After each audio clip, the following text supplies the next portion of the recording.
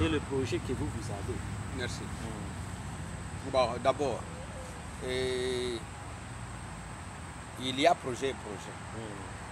Quand j'ai lu les projets de l'ancien mouvement populaire de la Révolution interdémocratique, ils avaient ce qu'on appelait manifeste de l'ancien. C'était un très bon document. Quand vous lisez les documents des PPRD, Parti du peuple pour la reconstruction et le développement, vous comprenez qu'il y a de bonnes choses. Mais les gens, pour animer cela, vraiment n'existent pas. Bon, ils oublient ce qu'ils ont écrit et ce qu'ils sont en train de faire dans la pratique. Bon. Maintenant, nous avons réfléchi longuement. Premièrement, nous vous disons que nous sommes un mouvement qui est une émanation de la population. Une population qui s'est révoltée elle-même pour dire non à ce qu'ils n'aimaient pas. N'est-ce pas? Ils ont créé une résistance. Bon, c'est là que nous venons. Et nous croyons que nous allons combattre politiquement pour créer une résistance par rapport aux déjà incapables de développer notre pays. La guerre des armes est finie, mais nous devons lutter politiquement pour que le Congo soit géré un jour. Nous avons des exemples. Si je prends le Rwanda était dans des difficultés. Mais depuis que le président Kagame est là, le Rwanda est sur la ligne. Moi, j'ai toujours apprécié vraiment la gouvernance du Rwanda. Le Rwanda, pendant que notre pays a été classé à 181e pays pour la gouvernance, le Rwanda était 18e.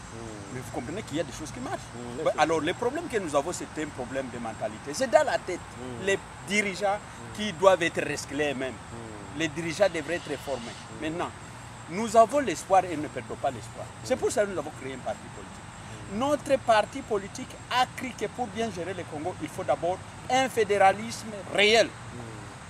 Qu'est-ce que je veux dire par le fédéralisme réel?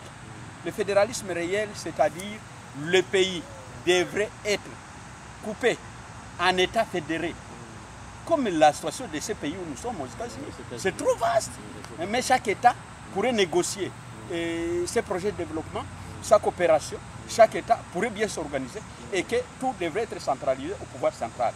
C'est comme ça que nous sommes en train de réfléchir. Nous. Et nous croyons que l'État, chaque État fédéré, devait donner et renvoyer au pouvoir central 30% de ce budget pour faire fonctionner l'unification du gouvernement. Et ces 30% des recettes réalisées dans chaque province devaient travailler pour le bien de la province.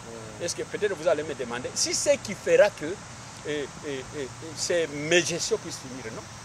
Non. Nous avons des exemples frappants dans notre pays. Nous avons par exemple le gouverneur Gatumbi de Gatanga. Il a essayé de faire quelque chose et tout le monde voit qu'il travaille.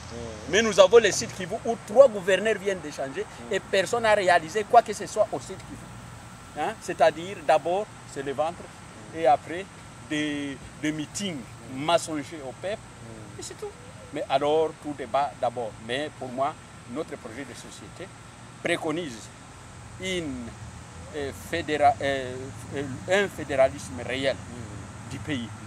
Et que pour aboutir, qu'on puisse y aller progressivement. Pas dire qu'on dit, oh, voilà fédéralisme, il y aura l'anarchie.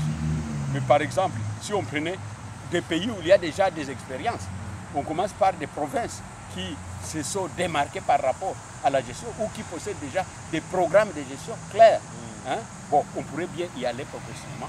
On organise le pouvoir de l'État, on organise le développement. Ça pourrait être des régions test, comme ce qui a été pour notre site Kivu, notre Kivu.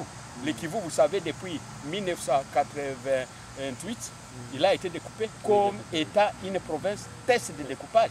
Bon, on s'est maintenu. Vous comprenez que nous avons une expérience par rapport aux autres. Alors, nous croyons que si cela pourrait se faire, nous pouvons bien gérer le pouvoir au pays. Nous en avons des capacités. Et nous allons contrôler le développement.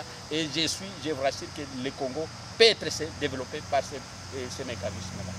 Vous croyez que le fédéralisme, à lui seul, peut changer le Congo sans pour autant changer la mentalité? Bon, notre vision, nous, ce qui est notre programme politique, c'est de remettre d'abord le pouvoir au peuple à partir de la base. C'est-à-dire, au lieu de commencer par les élections au niveau de la présidente de la République, on devait commencer par les élections à la base. On élit d'abord les chefs de village. On élit les chefs de groupement. On élit les chefs de commune, n'est-ce pas, et des conseillers. Et après ça, quand on aura terminé, on va élire maintenant les autorités au deuxième degré au niveau de la province. Et après ça, c'est alors que chaque province, quand il aura déjà ses propres dirigeants, qui peuvent être aussi formés pour la bonne gouvernance, alors on peut songer à élire un président pour le pays. En dehors de ça, nous allons courir pour rien. Mais je sais que l'espoir est encore là, parce que nous avons des visions. Et nous croyons que Miden arrivera au pouvoir un jour. Merci beaucoup.